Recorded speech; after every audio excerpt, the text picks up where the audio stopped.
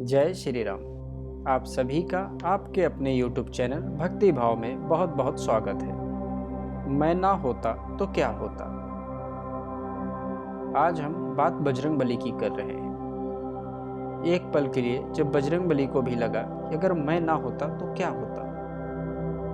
बात उस समय की है जब हनुमान जी माता सीता का पता लगाने के लिए लंका गए थे।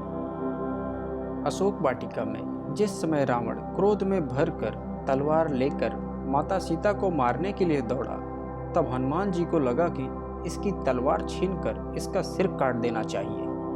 किंतु अगले ही क्षण उन्होंने देखा मंदोदरी ने रावण का हाथ पकड़ लिया। यह देखकर हनुमान जी गदगद हो गए और सोचने लगे, यदि मैं आगे बढ़ता तो मुझे भ्रम हो जाता, यदि मैं ना होता तो सीता माता को कौन बचाता। इसी प्रकार हम आम इंसान को यही भ्रम हमेशा रहता है, मेरे बिना कुछ हो ही नहीं सकता। हमको ऐसा ही भ्रम हो जाता है, मैं ना होता तो क्या होता। परंतु ये क्या हुआ, सीता जी को बचाने का कार्य प्रभु ने रावण की पत्नी को ही सौंप दिया। हनुमान जी समझ गए कि प्रभु जिससे जो कार्य लेना चाहते हैं उसी से लेते हैं। आगे चलकर जब त्रिजटा ने कहा लंका में बंदर आया हुआ है और वह लंका जलाएगा, ऐसा मैंने सपने में देखा है, तब हनुमान जी बड़ी चिंता में पड़ गए।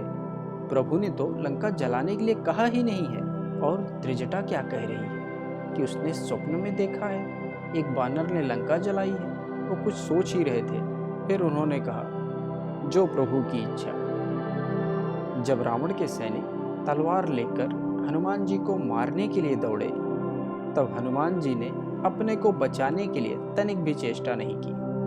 और जब विभीषण ने आकर कहा कि दूत को मारना अनीति है, यह बिल्कुल भी सही नहीं है, तो हनुमान जी समझ गए कि मुझे बचाने के लिए ही प्रभु ने विभीषण जी को यहाँ भेजा है।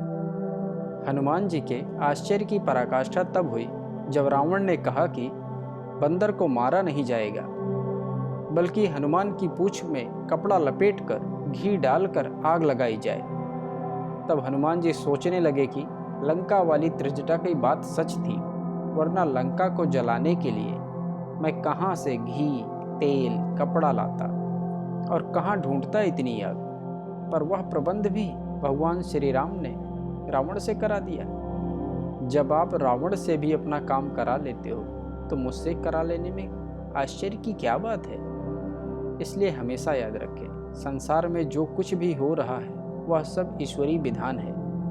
हम और आप तो केवल निमित्त मात्र हैं। इसलिए कभी भी यह भ्रम ना पालें कि मैं ना होता तो क्या होता, मैं नहीं रहूँगा तो क्या हो जाएगा। यह संसार निरंतर चलता रहता है और चलता रहेगा।